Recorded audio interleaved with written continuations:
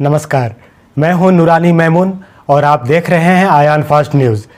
कल जो आतंकी हमले कश्मीर के कुलगाम में हुई है वो काफ़ी निंदनीय है।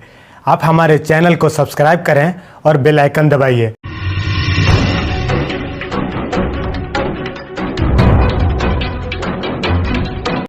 चलिए शुरू करते हैं। कुलगाम में हुई आतंकी हमले को लेकर आज पूरे देश में आक्रोश है। इस पर किसी का भी कोई विरोध नहीं, कोई आपत्ति नहीं। सभी ने इसकी निंदा की है और ऐसा नहीं होना चाहिए था, क्योंकि पर्यटक क्षेत्र है और लाखों लोग हर साल घूमने आते हैं और इस तरह की घटना काफ़ी निंदनीय है। लेकिन इस घटनाओं को भी धर्म से जोड़कर देखा जाए तो ये और भी घातक हो सकता है। कल से जब से ये घटना हुई है तब से लगातार एक ही बात चलाया जा रहा है कि आतंकियों ने धर्म पूछकर, नाम पूछकर मार रहा है। अब ये सवाल है कि जो कह रहे थे कि आतंकियों का कोई धर्म, कोई मजहब नहीं होता, उसका धर्म से, मजहब से कोई लेना देना नहीं होता, ऐसा कहने वाले लोग अब कहाँ चले गए हैं। इस तरह की कई बातें निकलकर सामने आ रही है। मेरा कहना है कि कल भी आतंकियों का धर्म या मजहब से कोई लेना देना नहीं था और आज भी धर्म और मजहब से कोई उनका लेना देना नहीं है।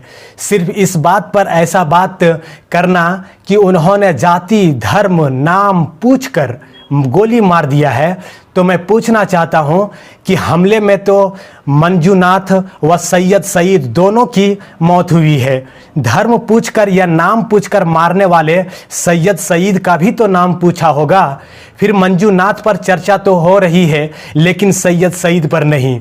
सैयद सईद की मौत पर चर्चा होगी तो टीआरपी नहीं मिलेगा। वहीं मंजूनाथ पर सिर्फ धर्म के नाम पर अगर चर्चा होगी तो इसमें भरपूर टीआरपी मिलेगा, क्योंकि अब चर्चा धर्म पर किया जाएगा और किसी एक धर्म पर टारगेट भी किया जाएगा।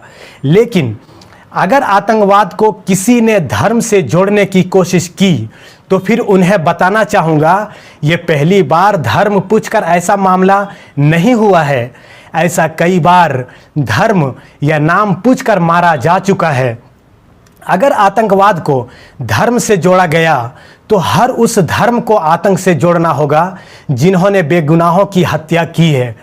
फिर चाहे आज का हमला हो या फिर चेतन सिंह जैसे पुलिस जो चलती ट्रेन में धर्म पूछकर लोगों की गोली मार दिया था, फिर उन सभी को आतंक से जोड़ना होगा जो जय श्री राम के नारे और गाय के नाम पर सैकड़ों बेगुनाहों को कत्ल करते हैं और रोज कर रहे हैं।